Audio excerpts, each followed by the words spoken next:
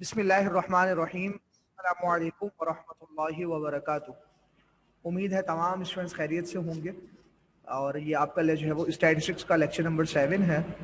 हम जो है वो आज जो है वो इसे ही डिस्कस करेंगे। ये आपकी स्क्रीन के ऊपर ये शो हो रहा है, तो हम जो है वो वन बाय वन इंशाल्लाह ताला ये 10 MCQs हैं तकरीबन, हम इसको शेयर करें, इसको जो है हम डिस्कस करेंगे इंशाल्लाह ताला।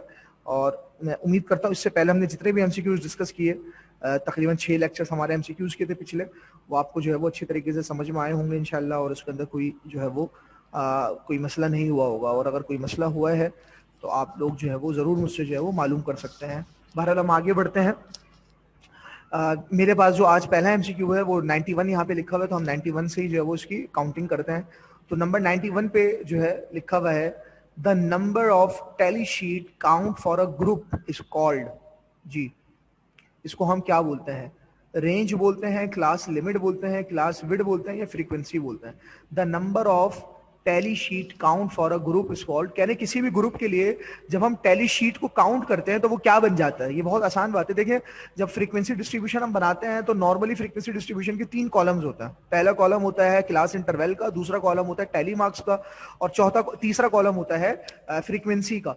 तो देखिए, फ्रीक्वेंसी का जो कॉलम है वो बनता कैसे है? जब हम टैली मार्क्स की काउंटिंग करते हैं, जब हम टैली शीट जो होती है जब हम उसको काउंट करते हैं तो उसके आगे हम फ्रीक्वेंसी लिखते रहते हैं, सही है? तो हम, इसका मतलब ये हुआ कि ऑप्शन नंबर 91 का जो आंसर है वो डी है। वो डी है, उसको हम फ्रीक्वेंसी बोलते हैं। अब इसको दोबारा पढ़ेंगे तो आपको सही से समझ में आएगा। The number of tally sheet count for a group. एक ग्रुप के लिए जब हम टैली शीट के नंबर्स को, टैली शीट की तादाद को गिनते हैं तो उसको हम क्या बोलते हैं? उसको हम फ्रीक्वेंसी बोलते हैं। ठीक है जी। तो थोड़ा सा ये नया MCQs था, इसको अच्छा MCQs है, इसको जो है वो एक दफा और सही से समझ लीजिएगा। 92 पे लिखा हुआ है, the average of lower and upper class limit is called. सही है। Upper limit, average of lower limit और अपर क्लास लिमिट का जब हम एवरेज निकालते हैं तो हम उसको क्या बोलते हैं? उसको हम क्लास फ्रीक्वेंसी बोलते हैं, क्लास लिमिट बोलते हैं, मिड पॉइंट बोलते हैं, या फिर नन ऑफ दीज। जी, इसका आंसर जो है वो मिड पॉइंट है। देखिए, मिड पॉइंट का फॉर्मूला हमारे जहन में होना चाहिए। मिड पॉइंट का फॉर्मूला क्या होता है कि जो है वो lower limit plus upper limit divided by 2। ठीक है। और यही फॉर्मूला जो है वो एवरेज के इस्तेमाल के लिए होता है। यानी कि देखिए, मिड पॉइंट का मतलब यही होता है कि मिडिल वैल्यू हमें निकालनी है, दरमियान वैल्यू, ऐसी वैल्यू हमें निकालनी है जो दोनों वैल्यूज के बीच की वैल्यू हो। और यही कॉन्सेप्ट एवरेज का भी होता है। एवरेज क्यों निकालते हैं हम? ताकि हमें एक वैल्यू ऐसी पता चल जाए जो कि 2, 3, 4, 5 जितनी भी वैल्यूज हैं उसको रिप्रेजेंट कर सके, उसका एक खुलासा हो। चुनांचे हम उसके लिए जो है वो मिड पॉइंट निकालते हैं। तो इसका answer option number C mid point है। 93 हम देखते हैं, mid point is also called. Mid point का दूसरा नाम क्या है? तो ये मैंने आपको क्लास के अंदर बताया था। ऑप्शन नंबर बी इसका आंसर है, क्लास मार्क। क्लास मार्क हम जो है वो मिड पॉइंट का दूसरा नाम है। 94 को देखते हैं हम, if summation x minus 15 is equal to 0 then the mean of x is G x क्या होगा? देखिए, ये एक आपको पता है कि हमने एक प्रॉपर्टी पढ़ी है कि summation x minus X bar is equal to 0। अब देखिए, यहां पर x बार की जगह पे 15 लिखा हुआ है और इज इक्वल टू 0 है। मतलब ये हुआ कि यानी कि 15 का मतलब ही ये है कि वो असल में मीन था, x बार था। तो यहां पर ऑप्शन नंबर बी जो है वो इसका आंसर होगा 15, कि x बार जो है वो असल में यानी कि मीन ऑफ x जो है वो 15 है, चूंकि इज इक्वल टू 0 आ रहा है। अगर इज इक्वल टू 0 नहीं होता, कोई और नंबर होता, तो वो 15 फिर वो मीन नहीं बन सकता था, चूंकि प्रॉपर्टी फेल हो जाती। सही है। ये हम बार बार प्रूफ कर चुके हैं, क्लास के अंदर हमने इसको बहुत ज्यादा डिस्कस किया है, तो आप इसको इंशाल्लाह ताला समझ गए होंगे। 95 देखते हैं हम, for a skewed distribution mean is 35 and median 30, the mode is. जी, देखिए, एक डिस्ट्रीब्यूशन है जिसके अंदर मीन जो है वो 35 है और मीडियन जो है वो 30 है, उसका मॉड क्या होगा? तो आपको पता है, इसके लिए एक फॉर्मूला यूज करते हैं मॉड निकालने के लिए, जिस फॉर्मूले का नाम होता है इंपेरिकल रिलेशन या empirical formula. Empirical relation between mean, median and mod, इसका कॉन्सेप्ट हमने पढ़ा था। इसका जो है वो फॉर्मूला भी आपको याद होगा, mode is equal to 3 median minus 2 mean. ये इसका फॉर्मूला था। तो आप इस फॉर्मूले के अंदर आप इसको पुट करेंगे, 35 को और 30 को, मॉड खुद ब खुद निकल के आ जाएगा। ये कैलकुलेशन आपके ऊपर है, आप इसको खुद कैलकुलेट करेंगे इंशाल्लाह ताला, आपसे सॉल्व हो जाएगा। और अगर आपको फॉर्मूला याद ना आ रहा हो तो आप अपनी नोटबुक उठाएं, नोटबुक के अंदर आपने अपने जो आपका रजिस्टर है उसके अंदर आपने इसको पूरा जो है सॉल्व किया है। बार बार हमने इसके कई क्वेश्चन सॉल्व किए हैं, आप वहां से देखकर इसको रिकॉल कर सकते हैं।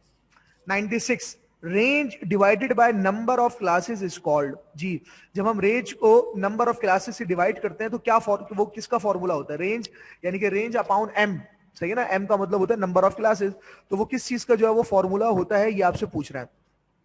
Size of class interval, relative frequency, mid point, none of these. तो इसका जवाब जो है आपको पता है कि ये इसका आंसर जो है वो साइज ऑफ क्लास इंटरवल है, ऑप्शन नंबर ए, कि हमें इससे जो है वो एच की वैल्यू निकलती है। ये एच का फॉर्मूला होता है, विट का फॉर्मूला होता है रेंज डिवाइडेड बाय एम।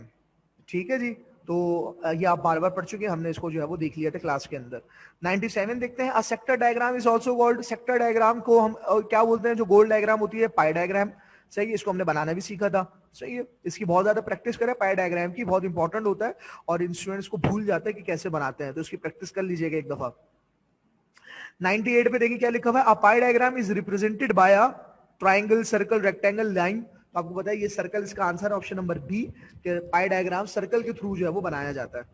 99 को देखते हैं हम। 99 पे क्या लिखा हुआ है, when the mid points of a histogram are connected by straight lines the graph is also is called. जी, जब mid point of a histogram are connected by straight line the graph. जी, जब हम देखें हिस्टोग्राम के mid points को, आपको पता है हिस्टोग्राम जब हम बनाते हैं तो उसके मिड पॉइंट पर जब अगर हम डॉट लगाएं और उन सारे डॉट्स को हम स्ट्रेट लाइन से मिलाते चले जाएं, तो वो क्या बन जाता है? आपको पता है ना, ये आप यानी कि हमने ये बनाया भी है अल्हम्दुलिल्लाह, हमने इसको पेपर के अंदर अपने कॉपी के अंदर इसको बनाया था कि वो फ्रीक्वेंसी पॉलीगॉन बन जाता है, ऑप्शन नंबर डी, कि जब हम ग्राफ हिस्टोग्राम के मिड पॉइंट्स के ऊपर डॉट लगाते थे और हम उसको जो है वो आपस में मिलाते थे, तो वो फ्रीक्वेंसी पॉलीगॉन बन जाता है। तो अब आप देखें, इसको दोबारा पढ़ेंगे आपको समझ में आएगा।